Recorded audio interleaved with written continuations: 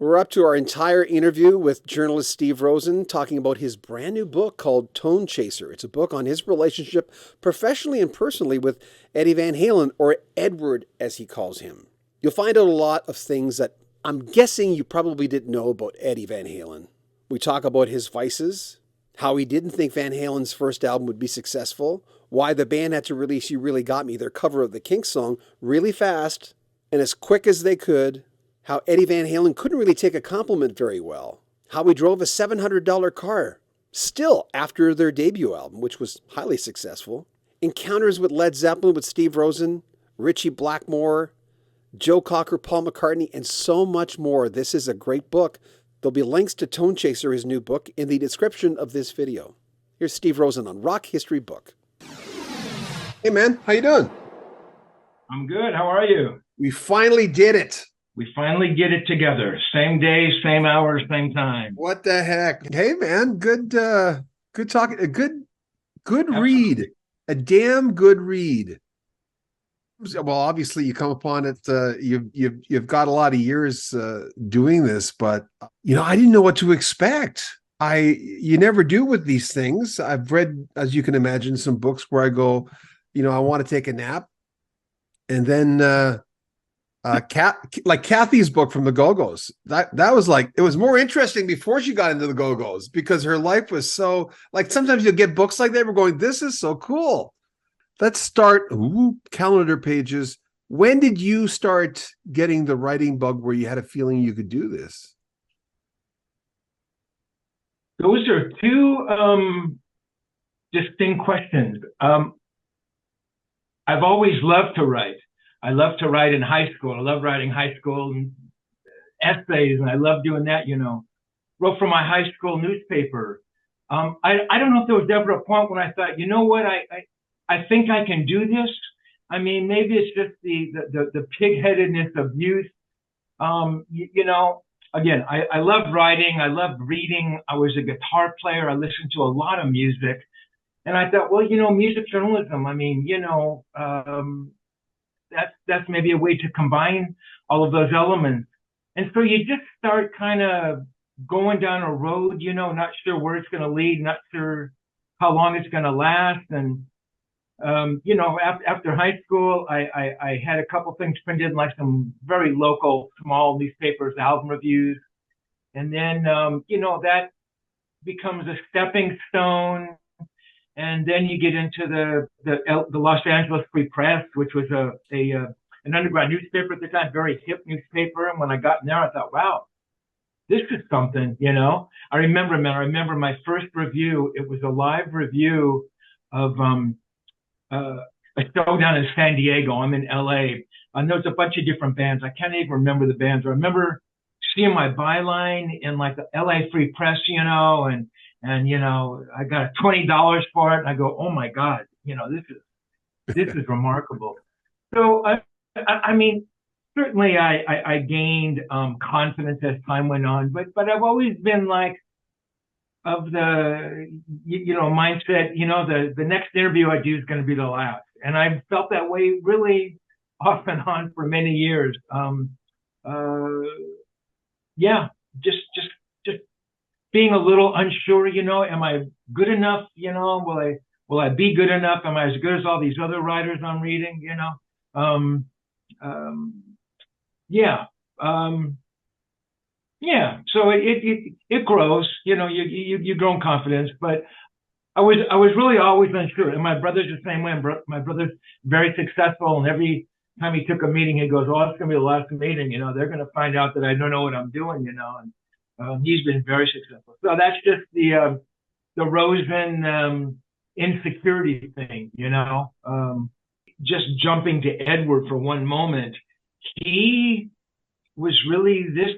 He had this dichotomy as well. One, he was absolutely, completely self-aware of who he was as a musician, and he knew he was a very good guitar player.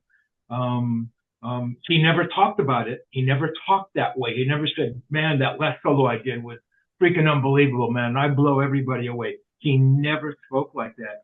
And on the other hand, man, there was that little, I don't know if insecurity is the right word, just being a little unsure. I would sometimes make a remark, and he would decipher it as I didn't think what he did was like really good when he was really proud of it, or and I was just blown away that he would react like that. One, to me saying that, and two, that he would have had that feeling at all, but he did. I mean, I suppose I'm sure Keith Richards and Jimmy Page and everybody else have those feelings from time to time. I guess it's just sublimating that and being able to work through that or not look at in the eye and just kind of forge forward. Yeah, I noticed in the book at one point you said, well, that's one of the few times he said thank you. It's not because he wasn't thankful, but it's just the way he looked at, like you just said. Exactly. And again, there was that line I had to straddle about being, his friend and being this journalist who had to interview him from time to time. So, I mean, virtually all the time, I really did sit there in awe. I wasn't blind for one moment that I was spending time with arguably the most important guitar player in the world at that time, but you have to kind of put that aside, and Ed, we need to do an interview, and I can't be your friend right now, even though I never said that, but there's questions we need to get answered. Yeah, I mean, there were times when I just lost myself. I go, Ed, my God, I remember it was a Fair Warning record, and it was one of the solos, and that's my favorite record. I think his playing is just extraordinary. And I said, Ed, my God, that solo is just unbelievable. He got a little perturbed by it. It's like, and I realized, man, I can't say those things to him. And every once in a while, he'd say thank you. If I wasn't directly sort of complimenting him on a solo, it was more like like a general music thing. But yeah, he was strange about that, man. It's almost as if by complimenting him that it was demeaning or lessening his art somehow. That you know what I mean? You don't look at it at you don't look at the Mona Lisa and say, wow, that is really good. You know what I mean? It's like you couldn't possibly put in words what that is. Tell us about the first time you met him. First time I met Edward, June of 1977. I had been writing for about 4 years, and I'd interviewed some pretty heavy guitar players by then. And I say this as sort of a prologue to meeting Edward. So I had interviewed Jeff Beck, and I actually just interviewed Ritchie Blackmore. I was about to interview Jimmy Page. I'd interviewed John McLaughlin and John Entwistle and Wishbone Ash, who are one of my favorite bands. So I had met a lot of people. So when I met Edward, I didn't really know who he was. I'd heard of Van Halen. Everybody in Hollywood had heard of Van Halen, but I had never heard him play. And I think that was part of maybe that connection thing that happened, because had I heard him play and would have realized what an extraordinary guitar player he was, maybe the dynamic of the conversation takes on a different, a different tone. Maybe I'm a little bit more of a nerd in awe of the guy and, that kind of thing. So anyway, so it's June 77, Keith Richards recording a live record. They're still playing the Whiskey at this time. A year later, they'd record Budokan and, blow up. But at this point, they were still playing the 200-seat Whiskey. And I was there with my brother, and we're downstairs, and Michelle Meyer, who was a friend of mine, Michelle booked the Whiskey. She also booked a couple other clubs out in LA, Madame Wong's East and West. Madame Wong's East was a very, very hip, influential club where all these, the burgeoning punk thing was growing, and a lot of these punk bands were playing there. And she booked me into both clubs. She'd never heard my band. I wasn't in a punk band, but, she never, it's not like I had to audition for her and I loved her for that. I would have done anything for her. So she said, listen, there's somebody you need to meet. She knew I was writing for Guitar Magazine. She knew I was a guitar nerd and was, loved, coming across new guitar players. So she walked my brother and I upstairs, and we go up to one of the, grungy whiskey dressing rooms, and standing there in the corner, smoking his ubiquitous cigarette. This tall, lanky guy, and I mean, and I write about it a little bit. I go, if this guy wasn't in a rock and roll band, he was the poster child for what every guitar player wished they looked like. I mean, he had the great cheekbones, he had the amazing hair, and he had the smile and the physique, man, and the clothes just hung on him so perfectly, I mean, he was just a really amazing looking guy. So Michelle walks me over. Eddie Van Halen, this is Steve Rosen. Steve Rosen, Eddie Van Halen, Godhead. And when Michelle called somebody, forgive me, John, when Michelle called somebody Godhead, that was like her, her description of the super normal, only the true greats, earned the title Godhead. And we just started talking, and, the conversation went to Eric Clapton. I'm sure I must have asked him about Clapton, or maybe he brought it up. I later learned that Clapton was one of his guys, and, I mean, we could have talked all night about Clapton. I was a little bit of a snobbish Clapton guy. I knew every song that Clapton had played, all the Cream stuff, the Mail record, going back to the Roosters, all that early blues stuff he had done, and I mean, I knew a lot about Clapton. So if I was talking to somebody and they didn't show the proper reverence for Clapton, and they didn't exhibit a knowledge that I thought was, sufficient enough for me to continue the conversation, I'd be dismissive of them. Well, Edward didn't really know the history of Eric. I mean, he knew the Cream stuff, of course, but he understood on a musical level Eric as a guitar player, and he talks about, his finger vibrato, and the fluidity and his tone, I thought, wow, this guy goes way deeper on that side than I did, I mean, I understood that peripherally. And, so we talk about Beck, so we talk about Clapton, we talked about Jeff Beck, we talk about Blackmore, and it was just one of those conversations. There's no lulls, no awkward moments. And at the end of it, he runs out of the room. I'm going, what did he do? Why did he leave the room? And he comes back and he's got a pen or a pencil or something, and picks up a scrap off the whiskey dressing room floor, and he writes down his phone number. And he goes, hey, it's really good speaking with you. I hope we can meet again. Call me. I thought, wow, that's unbelievable. I thought, maybe maybe made a new friend. If nothing else, here's a guy who loved Clapton and Beck as much as I did.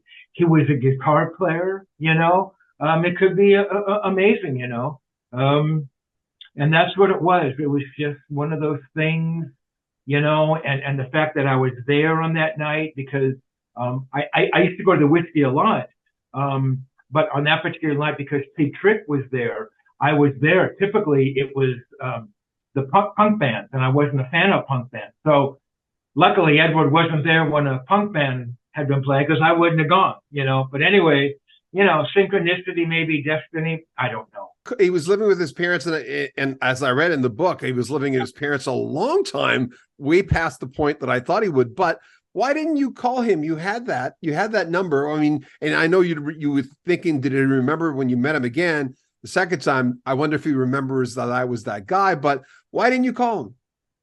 I was too nervous to call him. When I kind of realized who he was, and I heard the first album, and I thought, oh my God, that's this guy. I regret that, John, to this day. I really do, because I think he would have, I think he really would have welcomed the call, and hopefully he would have remembered me, or, I mean, I'm sure he would have, hey man, I mentioned the whiskey, you gave me a phone number, and I'm really regretful I never called him. I tend to default to the, I don't know, man, the safer, more secure thing. And I thought, well, God, what if I call him and he really doesn't remember me at all? And where'd you get my number? And hey, I'm too busy, and so, yeah, I never called him. But thank goodness our paths would cross again and again and again and again. And again and again. The second time, well, you got the album. And was that before the second time, right? You got the debut. No, that's a good question. So the first time I actually interview him, is early, and a phoner is early 78. The record comes out in February. So it could have been, I think it was January. It might have been the end of 79, 78. It's hard for me, the end of 77. It's hard for me to remember exactly. It's in the book. But no, when I did the interview, the phoner, I still hadn't heard the record. So the record comes out in February 78, and I was on the list, for all the record companies. They would send you their monthly releases, man. So I had a massive record collection. Thank goodness for all the swag you got as a rock journalist, because it certainly didn't make any money.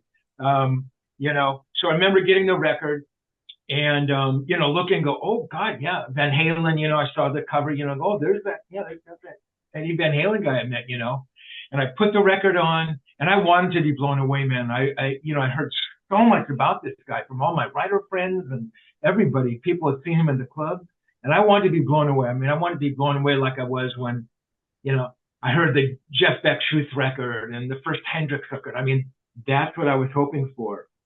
And honestly, I put it on and it was so underwhelming. I thought, wow, I don't get it, and I characterized it and I write about it in the book. It just sounded like Deep Purple, very fast shuffles and boogies, but not as good. You didn't like, and there's a certain vocalist you didn't like on that album. Well, that didn't help. That didn't help at all. So so I probably heard Dave's vocals and, probably dismissed it, hand out of mouth because of that as well. I said to myself, look, I've got to be missing something.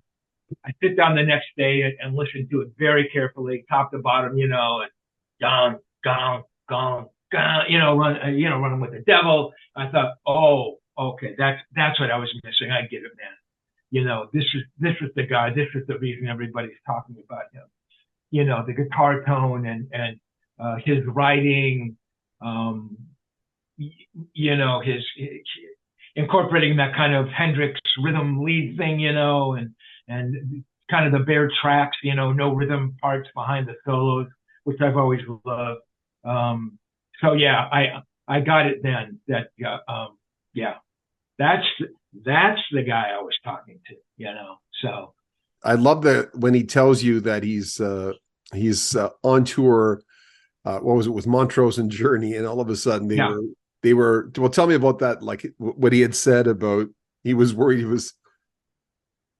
I remember asking him, and like he couldn't talk about it. They started outselling Journey, and blowing him off the charts and stuff. And Journey didn't like that. And he talks about not getting any time to sound check. They couldn't use any of their flash pots. Ed had this big hollowed out army cell, that he used to put his effects in, his Echoplex and stuff. And I don't even know if they allowed him to use that. So they really shut him down, the whole band down, which is why they took off and did the Day on the Green show, which is July 78, which is their first show away from that tour. And in fact, I would run into Ed. That was the second time I would run into him. That was the next time I met him, at the Day on the Green. And so they're there, AC/DC is opening, Van Halen, Pat Travers, Aerosmith, and Foreigner. So yeah, that was a huge show for them. And he was nervous. I remember asking him, "Were you nervous?" He said, "Yeah, man, I was nervous. He couldn't kind of believe he was there amongst those bands. Bands that obviously he grew up with and he knew and stuff.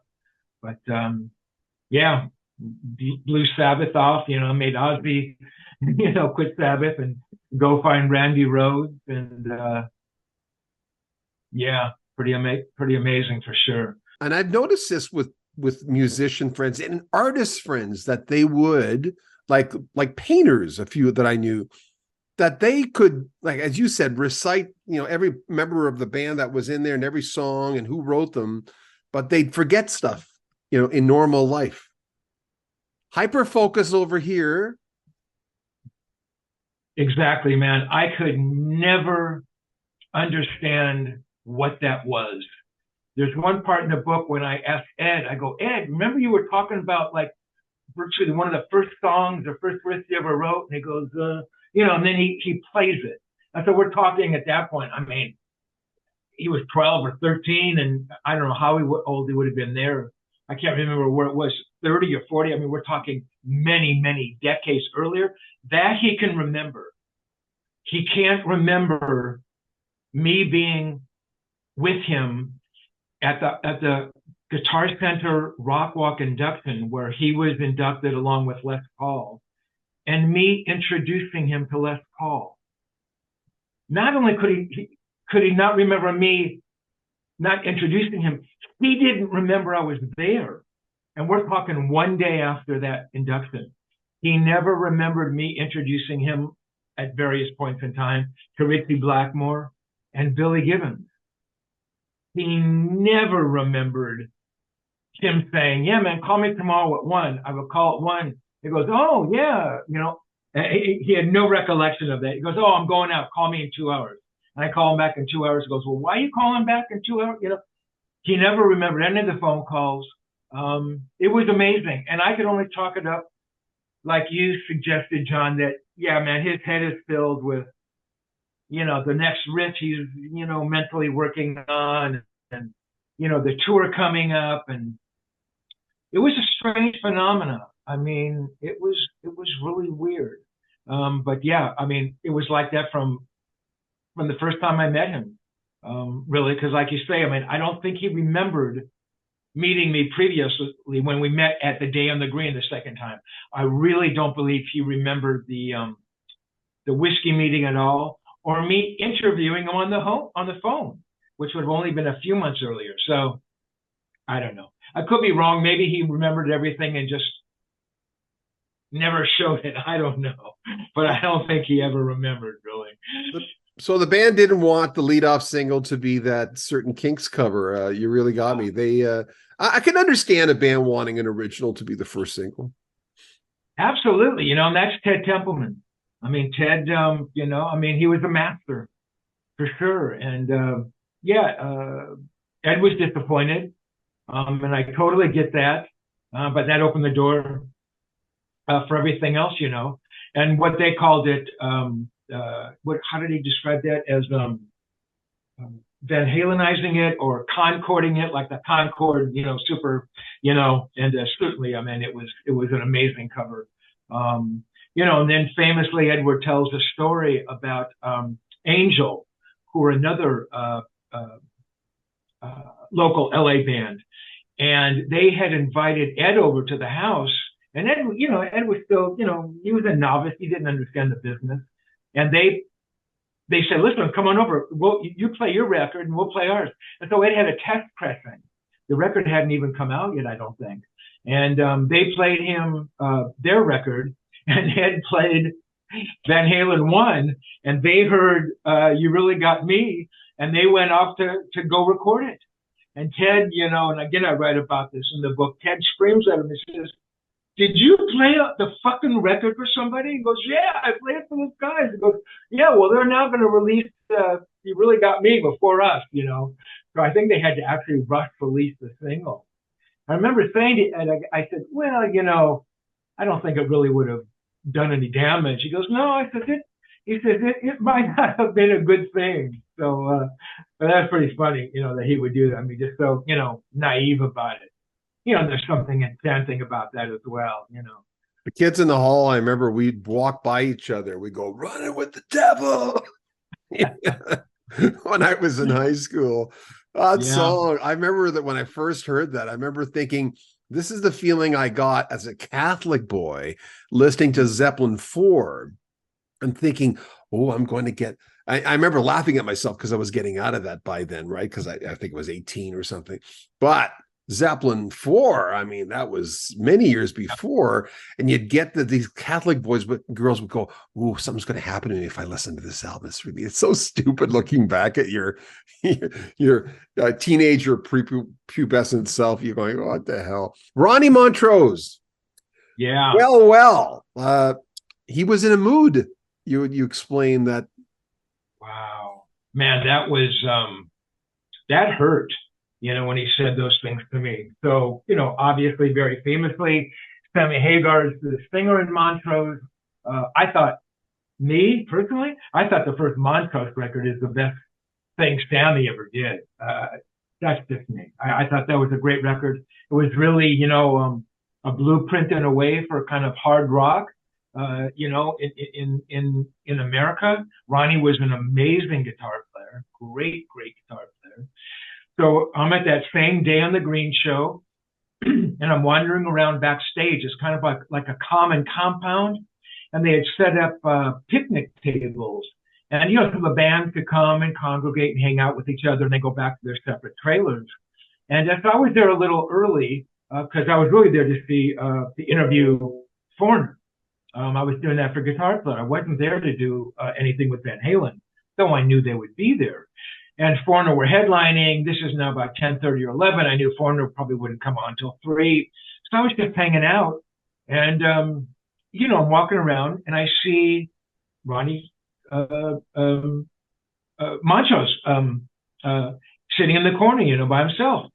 So I walk over and, he's kind of looking at me. I'm thinking, oh, maybe he remembers me, And I walk over and I go, hi, Ronnie, Steve Rosen from Guitar Player. I interviewed you, I think it was about a year earlier, I said, a year ago. He goes, yeah, man, I remember you. That's a fucking piece of shit article, man. You fucking lied. And, I'm really fucking pissed at you. I go, wow. I go, man, I'm sorry, because I remember the story in the interview as being really cordial. I mean, he never, had he said to me, hey, this interview's not right, I'm going to stop it. I mean, I would have stopped it in a heartbeat. I never, ever. And in all the times I've written stories, I've never had a writer say that to me. Yeah, I've had him say, hey, don't print that, in which case I never did. In fact, Edward did that a lot. But, had he said something like he was so unhappy with it, he didn't want it to come out, man, I would have told it for sure. So I didn't know what that was about. I mean, he was mad. I mean, man, he was mad to the point of like he was standing up, and was gonna, I don't think he was gonna hit me, but he was mad, and I took it really. And I know when guys get that mad like that, it's like this, it's this disrespect. With the same thing with Edward, that I had written this story, and why couldn't this Rosen get this thing right? And he doesn't care enough about my music, and all those things, go under the broth, and then it gets funneled and comes out as this angry guitar player.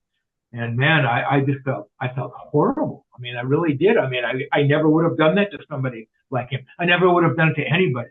And then I later found out, actually, only while writing the book, that Ronnie suffered from severe depression, and he was on medications. And I don't know, man, was he on medications that day? Was he on medications when I interviewed him and he was in a good mood? I didn't know. Guitar Player put on a benefit for him a little while after he passed away. And Jim Crockett and Don Mann, the editors, reached out to me and asked if they could use that interview as part of the program, I said, of course, absolutely, man. I'd be honored to do that. But yeah, that was horrible, and then Ronnie takes his own life. I mean, God, man, the world is a weird place. I mean, he was, such a great guitar player. And, I mean, I mean, he was a great looking guy. I mean, he just, you know, you think he has all these things. What could it possibly be meant? It's something we could never understand, something, you know, you could never see as an outsider. So Well, you know what they say, don't go very into someone else's brain, you'll never get out. And you can't. It's an impossibility. It's a cute little scenario, but I knew you were going with Bon Scott when you're talking to Angus, and this guy comes in and he's like, rah, rah, how's it going? Well, first of all, you're not a big fan of AC/DC, and the manager says, hey, you want to talk to Angus? So yeah, so I'm wandering around. I could hear where the stage was in the compound. It was fairly far away, but you could hear the bands on stage. And in fact, if I listened really closely to that interview with Angus, by that time Van Halen were on. You can hear the strains of Van Halen in the background. But I could hear Angus when I was walking around. I could hear Angus. I could hear AC/DC on stage, and then I'm thinking, "Oh, cool, man! I really wanted to see Van Halen. I wanted to see those guys. I thought it'd be amazing, a big stage, you know." So I'm kind of walking around, yeah, and the publicist comes up to me, and I know who it was. I can't remember who it was, but I knew the publicist, and they knew me. And they said, hey, you know, we got Angus, you know, would you like to do an interview, you know? And so it's like I kind of hem and haw, and it's like I really didn't want to. It really meant nothing to me. Like I said, I wasn't a fan. I didn't really know a whole lot about AC/DC. This is 78, and I think they'd only released the first record. You know, I think this is probably their first tour. You know, I didn't want to be like an idiot or say no, because, you know, who knows down the line, this same publicist is going to come to me with, you know, a Paul McCartney interview, you know what I'm saying? So I said, yeah, you know, I sit down, and I obviously had prepared nothing because I wasn't planning on interviewing Angus Young. So I'm just kind of wing it, you know, and, you know, ask him about his SDs and stuff. And then I asked him about something about, and I don't know how it came up, the Who. Or maybe he brought it up. I brought the Who, and he said something about them not being a punk band or them being a punk band. Anyway, it was actually pretty funny, you know. We talked, it was only like a 15 or 20-minute interview. And then, as we're talking, this guy's walking around, you know, and he's got a big, you know, paper cup of beer, you know, and he jumps up on the picnic table, you know, and I'm looking at Angus, waiting for Angus to say, Angus, get this guy off the picnic table, man. We're trying to talk, you know.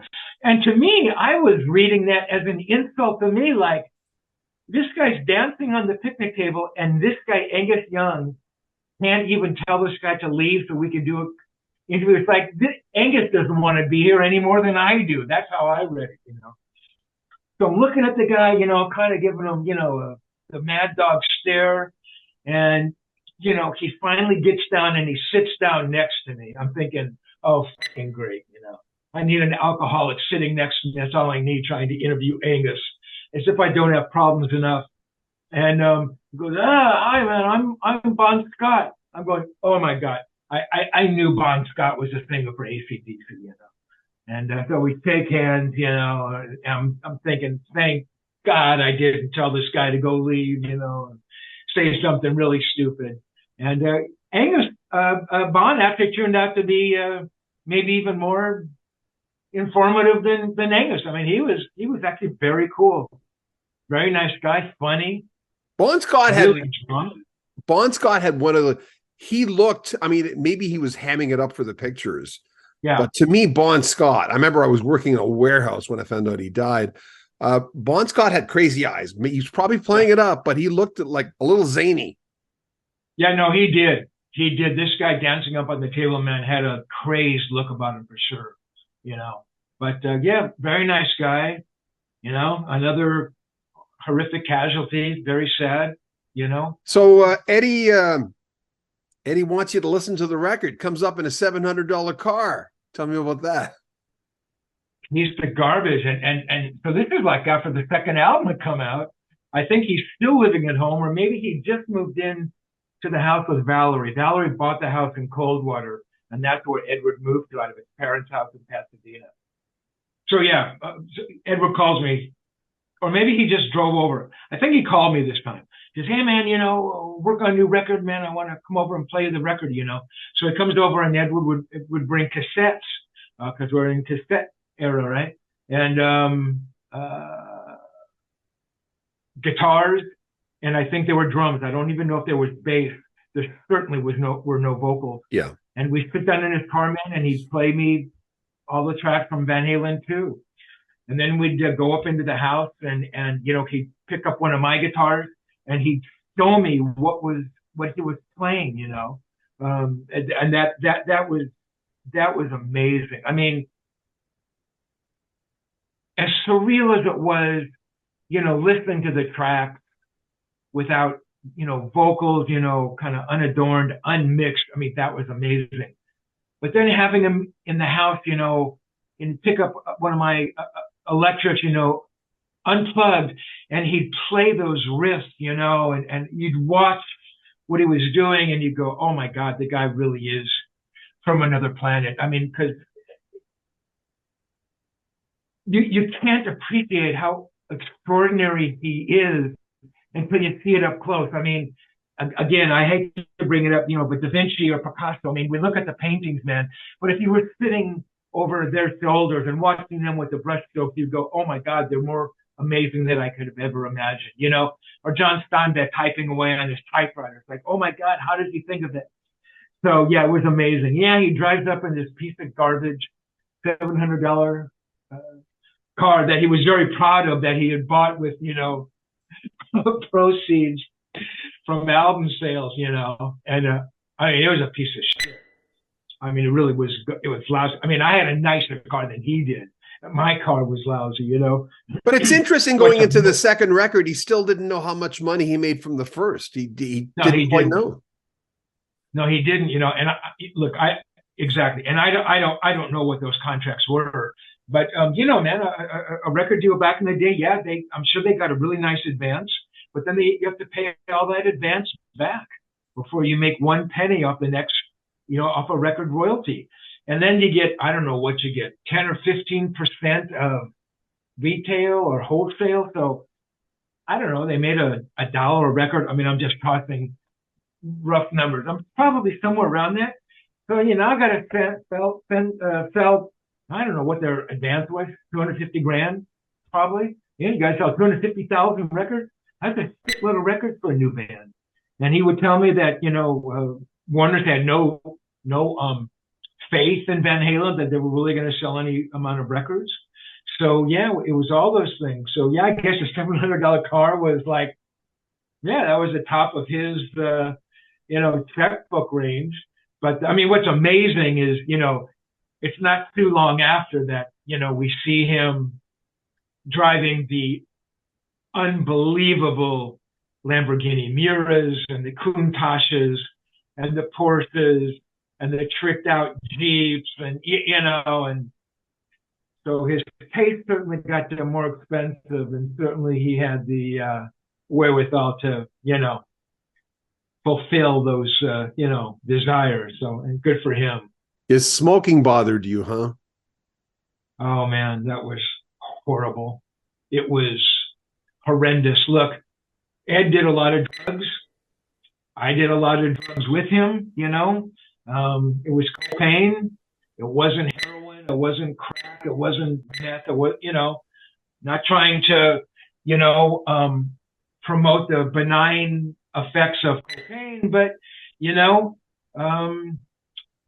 I mean, unless, and I hate to be morbid, unless somebody ingests just a ton of cocaine at one time, you really don't hear of a lot of strictly cocaine overdoses. I mean, it comes with drinking, and again, I'm not trying to downplay it at all. But yes, did a lot of drugs. He drank a lot. I mean, he drank Schlitz, the tall cans of Schlitz. But more than that, he was a vodka drinker, and he'd drink out of the bottle. And I mean, he drank a lot. I knew early on that the cigarette, and I'm not trying to be prophetic or anything, but I knew. I mean, I knew, and I write about it early on. I knew those cigarettes would ultimately be the thing that caused him the most anguish and ill health and sickness. And Ed would tell me, he started smoking, grew up in a European household. I believe his father smoked, so I think he started smoking and drinking when he was 12 or 13. Man, you can't do that. And I hope you're going to live to be past the age of 68. So it was horrible. I mean, always had a cigarette, some of those things where a cigarette would still be going and he'd light the other one and there'd be, two half-lit cigarettes in the ashtray, man. I remember out in his car, I mean, the ashtrays overflowing. He'd be over at my house. The first thing he'd ask was, "Hey man, you got an ashtray?" And he goofed. I have a chapter called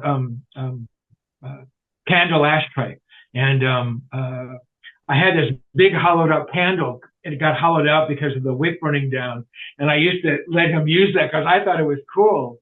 I remember him remarking to a buddy who was my songwriting buddy, and I write about that as well. Edward coming over and playing guitars on one of my songs. And he goes, "Yeah, man, every time I come in here, all I can smell is that damn candle ashtray." I thought that was pretty funny. But yeah, man, I wish, and I write about it, I wish he'd never smoked, or he'd smoked not as much, because the weird thing, the dichotomy, he never appeared unhealthy. He never had the smoker's pall. He didn't look gray, and from drinking, alcoholics get that paunch. My God, the guy was fit. He was trimmed. His arms, he was ripped. He always had great color. So, man, I think he was a really durable guy. Really, almost, I don't know, indestructible, man. But cigarette, we all know what kind of killers those are. So, very sad. I mean, he died way too young, man.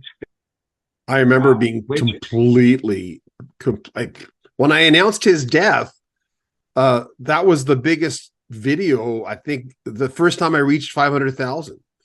And I remember going, God, like, I know who Van Halen is. I had a lot of their albums, but I remember I was doing a live stream. People just grabbed on. I'm going, what the hell? I have 1,000 people on. Then I went, I got 4,000 people on right now. That's never happened to me. No more than 1,000. But I remember I felt it. I went, wow, I just came on to announce it. It's terrible. Well, you mentioned the record company and maybe didn't quite believe in it, but he was surprised by the fact the first album, he had told you, he was surprised by the success of the first album. Yeah, and in fact, he tells me that the first time we meet at the whiskey, he was just so unassuming about it, because I knew about their deal. I knew they had a big deal on Warner Brothers, which was extraordinary in and of itself. They were like the first of all the strip bands, the local bands, to like really make it big. And Warner Brothers was such a, marquee label. They had so many unbelievable bands, these bands that I love, Sabbath and Purple and, Captain Beefheart, the Beach Boys, just amazing, So, I'd ask him about the deal. Goes, yeah, man, we got signed, and, I think we made a good record. I don't know how we're going to do, but I hope we do well, So that was how he looked at it. I mean, if you had just scored a major deal on Warner Brothers Records, man, would you have been that contrite? I just said, yeah, man, our band has got a fucking deal on Warner's. Isn't that amazing? He just never did that. Was he surprised by the success of the band? I don't know, man. I talk about it before, but he really understood who he was as a musician and that he was a very good musician. So I suppose one part of him was surprised and pleased by that, but I don't think he was that, shocked by it. I mean, I think he knew what he was doing was unique and that, they were kind of paving the way for other bands. And, yeah, the success of the record was just kind of, yeah, part of what he did. I mean, yes, of course he was pleased and blown away by it, but I don't know how surprised he was, really. I don't think he ever would have really said that. Oh yeah, man, we sold 200,000 records or a million records, but I think deep down that's what he thought. It goes in the same way if I said to him, my God, that's amazing. You got that record deal. He goes, yeah, we got a deal. It's just like the fact that the record sold was just, yeah, that's just part of his thing, it being Edward Van Halen. So We're talking about a band that covered two certain songs from Machine Head. In Deep Purple, everyone I knew, even people who didn't like Deep Purple, everyone had Machine Head. Maybe Made in Japan too, but everyone had Machine Head, it seemed, in my crowd growing up. But, that band had a certain guitar player who you've interviewed a few times. And I'd heard that because I used to play, I left rock and roll and did new age music for a while. In Blackmore's Nights with him and is Candace, his wife, right? Candace Blackmore. yeah. I remember I'm a guy. First thing I didn't even notice Ritchie was there. I'm looking at this incredibly fairy-like, most beautiful blonde I've ever seen in my entire life. I'm going, who is? Yeah, because they were sending me up for an interview with them. And I remember someone said, that's Ritchie Blackmore. Where? Oh, there's a guy. Oh, there's a guy beside her. Okay, sure. And I went, oh God, it's Ritchie Black. And I was warned. By a real Deep Purple fan who was working at the radio station. And but then the interview was canceled anyway, so I didn't get a chance to talk to him. I just want to talk to her. No, I wouldn't. But tell me about Ritchie Blackmore. Ritchie Blackmore. Wow. Where do you start, huh? Exactly. So I need to rewind just a little bit here, John, to set this up. So I love Deep Purple. I mean, I thought those records, man, Machine Head, Fireball, In Rock, and Burn. I thought those were four of the best rock guitar records I'd ever heard in my life. I mean, I just thought it was amazing. Always loved Ritchie. In '74, I have a chance to fly out to, can't remember where I flew, back east somewhere, to interview Ritchie. I think it was for Cream magazine, one of the big mags back in the day. And I thought, oh my God, yeah, absolutely. And I probably heard a little bit about Ritchie by then. And this is the Burn tour. And so I actually met Glenn Hughes. They had some kind of a little, little press reception. So I met Glenn Hughes. He was fantastic. I'd met David Coverdale for the first time. He was just a very polite English gentleman. I met John Lord. He was amazing, So I thought, well, Ritchie's playing with these guys. These are very sweet musicians. Ritchie's got to, have a heart in there somewhere. So it's backstage before the show. And I thought, oh, that's pretty cool. I mean, that's kind of a, you don't get a chance to really see that, right before a show. Usually, a band hibernates. And so Ritchie was sort of out in this kind of like a little common area, and he had his guitar on, and he was like a little Fender, like a tiny little practice amp. And I remember he had his boot up on the amp, and he was just kind of warming up and rehearsing, And so I start, talking, and I mean, my God, there's so much I wanted to ask him, all the records and Smoke on the Water. It's like, oh my God, So I started somewhere, and he says to me, well, yeah, the guitar on the bag end suit coming off the fourth fret, stylistically down the road from the last village on the corner. And I'm thinking I didn't hear him correctly, or his accent's so thick, I just missed it. I got like every other word guitar. So I asked him another question, and it's, screeching amplifier, when you go down the wind tunnel, finding that it's a little difficult to see the apple trees. And I'm going, Ritchie, I'm sorry, I don't understand. And he starts laughing. He thinks it's the funniest thing. It's this English it's not like Cockney rhyming, but it's like this English thing meant to belittle whoever you're talking to. And, he just thought that was the funniest thing, just, doing this thing. And I finally realized what he was doing, which is, to me, it was gibberish, and it really was gibberish. But it's the kind of thing you did, And I think I may have said something. I said, man, I said, I flew a long way to interview you, and, I really love what you do, man. Could you be more serious or something? I said something, and he was a little better. Still, man, the entire interview, he was an asshole. He didn't really answer the questions very completely. I didn't like him. That being said, I saw the show and he played so unbelievably great. It was amazing. I mean, 75, he leaves Purple, forms Rainbow. Somebody had set up for me to go out to his house. He was renting a house in Oxnard, which is about 90 miles kind of north of where I was living in Hollywood. Yeah, man, Ritchie's renting a house. You want to go out and interview him? I go, yeah. So I go out there thinking it's going to be the same thing. And he was a little better. Maybe it's because he's now in Rainbow and he can't really piss off every journalist he talks to, Ronnie Dio was this thing at that point. I also met Ronnie for the first time, and Ronnie was amazing.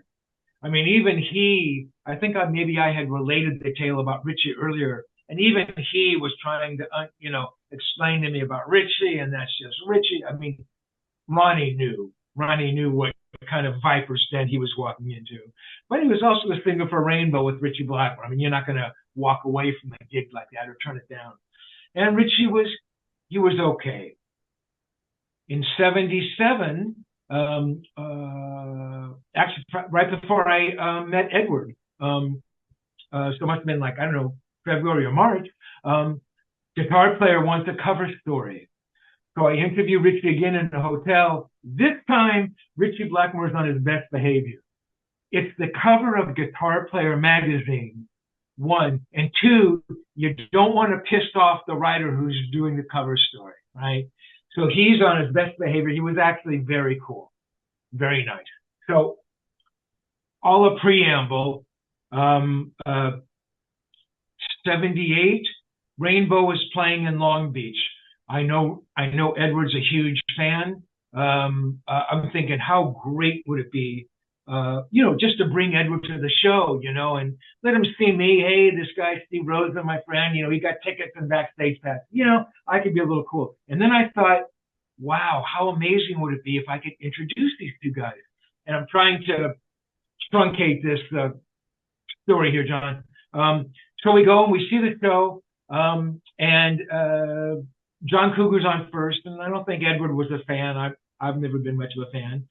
And then we're waiting for the next act to come on, and it's going to be Randy Hansen, who is the Jimi Hendrix impersonator, who did an amazing job.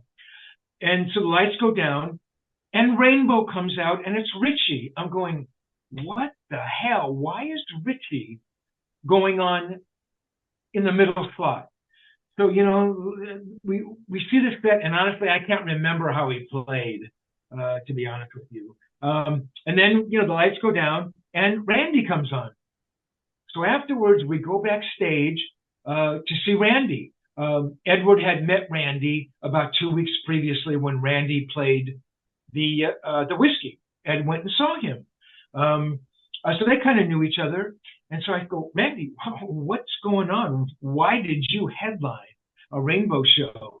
And he goes, well, Ritchie was afraid to go on after me. Because, I played with him in Oakland a week ago, and Ritchie was really upset. He thought I blew him off, or words to that effect. Look, this is what Randy said to me.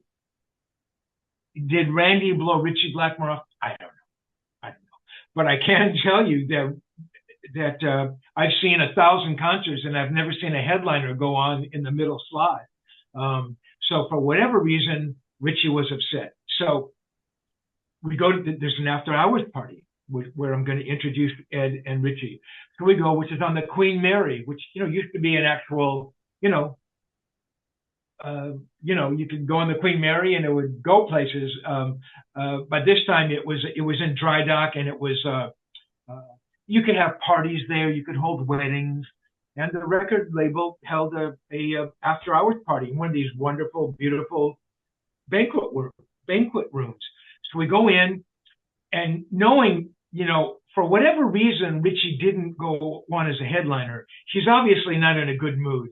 So part of me is thinking, I hope he's not here. I would save face. That would be the easiest of all things. So I'm looking around and I don't see him, and I'm looking around. I go, oh my God, there he is. Then I'm thinking, well, maybe Edward doesn't see him and I can just scoot around it and Ed will have another drink and we can leave. And I realized that's not going to happen because he's standing like right across the room. So I said, Edward, you want to meet Ritchie? He goes, yeah. So we walk over and I see Ritchie kind of looking at me, looking at the guy I'm with.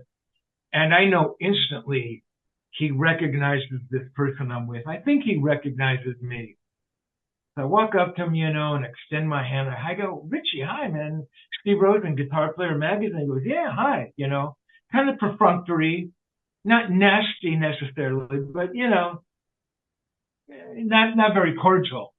And so he looks at, Edward standing next to me. And I'm about to say, Ritchie, this is Ed. And before I can do that, he extends his hand out to Edward and goes, hi. He goes, I know you. Don't you play guitar? And it's like, oh my God, Ritchie, you fucking bitch. You really said that.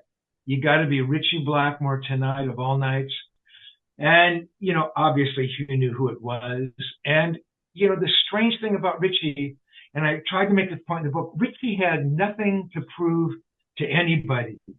Even if he sensed Edward as one of the young Turks, as I characterize him in the book, nipping at his heels, and this was a new generation of Strat players. Ritchie Blackmore was a legend, my God. Had he done nothing more than, like you said, John, recorded Machine Head, it would have been enough. But he had done so much more. But he was, that kind of grieving could only come from a place of severe insecurity. I don't want to acknowledge who you are. On top of just being a very nasty guy. So yeah, that was horrible. On the ride home, Edward didn't say anything. I was afraid to bring it up. I knew he was hurt. I was hoping he wasn't going to be mad at me for putting him in that situation. I didn't think he would be mad. That's not the kind of guy he was. I remember, later I would apologize for that. And he would say, well, if Ritchie wants to be that kind of a person, what are you going to do? Last caveat. I did not know that Edward had actually briefly met Ritchie and John Bonham. This is back, before the record comes out. They're still playing the clubs. They met at the Rainbow, which is a pretty famous watering hole for rock and roll people on the Sunset Strip. And he sees Ritchie, and he walks over with Bonham, and he introduces himself, and Ritchie treated him like horse shit. I don't know exactly what was said, but Ritchie was, insulted him terribly, and Bonham even insulted him. And John Bonham, and I hate to speak like this of someone who's passed away, John Bonham could be really, really mean-spirited. So for the two of them to be there, and Edward going to say hello. I'd also heard, and I'm not sure, that they were actually at Gazzari's to see Van Halen play. I've never been sure of because Edward says it was at the Rainbow, so I'm not sure of the history of that. But so Edward had this history with Ritchie. Had I known that, I never would have offered to introduce them. Sorry to interrupt, but that story about Bonham and Ritchie, was it not? They said, "Who are you? Fuck off." No, I think they basically said, "Fuck you." We don't like you. With Ritchie, it was, oh, I know you. You're a guitar player. Yeah, but they may have said something like that. Yeah, whatever it is. I never asked them, well, what did Ritchie say to you that time? But whatever it is, it was just absolutely dismissive. And, See, with Bonham, I'd heard a few things about Bonham. It's not like the John Lennon thing where John could be, or even Lou Reed, who was a mercurial personality, as he's been called so many times. I mean, I've had friends of Lou Reed tell me that. They are going, whoa, okay. But and Lennon, of course, Lennon could be very hurtful. But with Bonham, I'd not heard as many stories about that. Not that it wasn't true. Obviously, I believe it because people remember that kind of stuff. David Page had said something to me. He says, you know what? To this day, there's this person who says I'm an asshole because I think my mother-in-law or father-in-law had died the night before and I wasn't in a good mood, or, because sometimes that happens, but there's other times where it's not an isolated incident. The person's just like that. And, reputation is someone else's business. You're not in charge of your reputation. They are, and they're going to make up their minds. And, a situation or many like that, people talk about that shit way more than the other stuff. Yeah, I'm sorry, John. Yeah, they do. And in fact, you bring up a point that I sort of write about in the book, and I write about kind of the last paragraph of that chapter is Ritchie Blackmore is a remarkable guitar player. I think he's one of the greatest who ever lived. I actually don't think Ritchie gets as much acclaim as he should. When there are conversations with Jeff Beck and Page and Clapton and Hendrix, you rarely hear of Blackmore's name in there. I think he just about belongs in there, to be honest. But I write in there, I go, look, Ritchie could have had a bad night, or maybe the 3 times I met him or whatever, he had those bad nights. But, the span of when I met him in 74, and then, the last time was 78. Oh, I'm sorry. I interviewed him again in 91. And he was nasty. Oh my God. He was working with Candace. It was it Blackmore's Nights? Blackmore's Night.